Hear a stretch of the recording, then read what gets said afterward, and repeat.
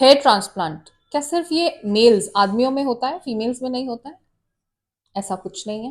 Hair transplant किसी में भी कर सकते हैं, कोई भी लोकेशन पे कर सकते हैं बॉडी में, केवल बालों पे, ये सर पे ज़रूरी नहीं है।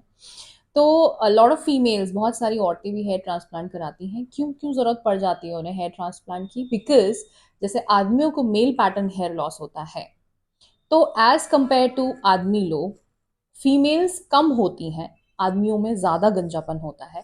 बट फीमेल्स में भी, औरतों में भी सेम दिक्कत जो आदमियों को है कि बाल पतले हो जा रहे हैं, झड़ जा रहे हैं, सर चिकना हो जा रहा है, गंजे हो जा रहे हैं, उसी सेम प्रकार का प्रोसेस बहुत सारे औरतों के सर में भी, बालों में चल रहा होता है।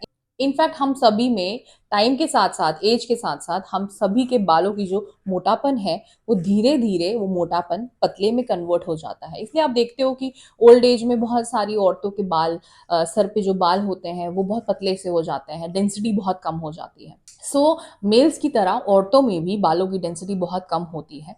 बस फर्क इतना है, बिकॉज मेल्स में टेस्टोस्टेरोन है, तो वो कंप्लीटली चिकना और कंप्लीटली बॉल्ड लुक उनमें जल्दी आ जाता है, और आ ही जाता है इवेंचुअली। बट फीमेल्स में एक कंप्लीटली बॉल्ड लुक नहीं आता है, कुछ ना कुछ बहुत हल्का सा बाल फिर भी दिखता है, बिकॉज वी डोंट हैव इतना हाई टेस्टोस्टेरोन जो मेल्स में होता है।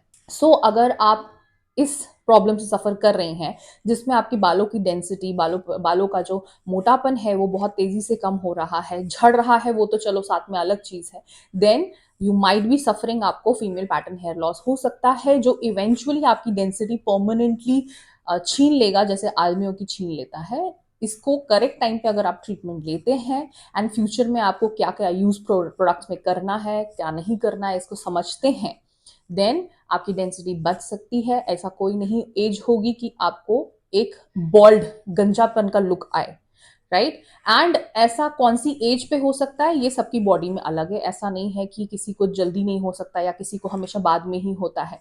बहुत सारी फीमेल्स हैं जो शादी से पहले भी इससे सफ़र कर रही होती हैं। बहुत सारी फीमेल्स होती हैं जो 30s या लेट 40s में, 50s में इससे सफ़र करती हैं।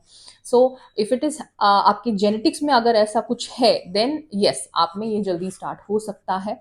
आपके परिवार में किसी को ऐसा है तो ये आपको जल्दी हो सकता है। इसका टाइम पे ट्रीटमेंट लेंगे तो डेंसिटी बची रहेगी।